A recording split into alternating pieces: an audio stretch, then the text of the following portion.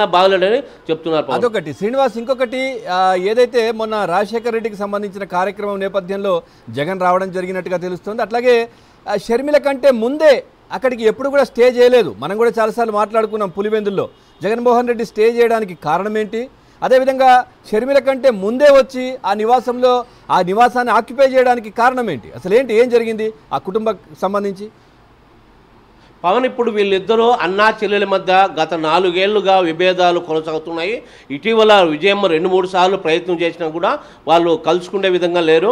నిన్న జరిగిన వర్ధంతి అంటే వాళ్ళ తండ్రి రాజశేఖర రెడ్డి వర్ధంతి జయంతికి ఇక్కడ 2కి రావడం వాళ్ళ ఆనవాయితీ, ఇద్దరు కూడా వస్తూ ఉంటారు. సో నేను వర్ధంతి కార్యక్రమం జరిగింది 2వ తేదీ, ఆ రోజు రావడం జరిగింది. అయితే ఇద్దరు కూడా ప్లాన్గా, అంటే ఈయన మూడు రోజుల ముందు వచ్చి పులివెందుల్లో తన సొంత ఇంట్లో ఉంటాడు. యాక్చువల్గా అయితే కన్నా ఇతను ఇడుపులపాయ ఇష్టమే, తన తండ్రి మాదిరే జగన్కి ఇడుపులపాయ అంటే ఇష్టం.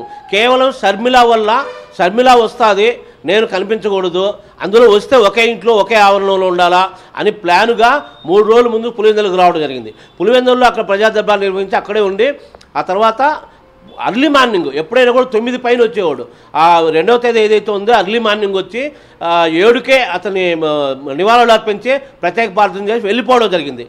తర్వాత ఏంటంటే ముందు రోజు నైటు ఆయన లేడు కాబట్టి ఇడుపులపాయకి రావడం జరిగింది షర్మిల. సో అప్పుడు కూడా విజయమ్మ మనం గట్టిగా ట్రై చేసి ఉంటుంది, ఈసారైనా ఇద్దరు కలిసి చేయండి, ప్రార్థనలు ఈసారి కలిసి చేయండి, ప్రజల్లో ఇప్పుడే సన్నగిలుతున్నాం మన ఫ్యామిలీ అంటే అని విజయమ్మ మళ్ళీ కూడా గట్టిగా ట్రై చేసి మనకు తెలుస్తుంది.